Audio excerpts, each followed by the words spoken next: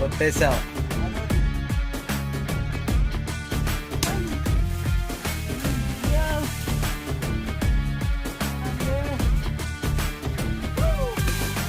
దెబ్బలకు మనోడు కొట్టాడండి, గ్రేట్.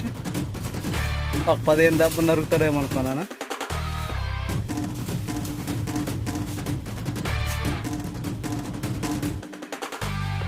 చూసుకుంటే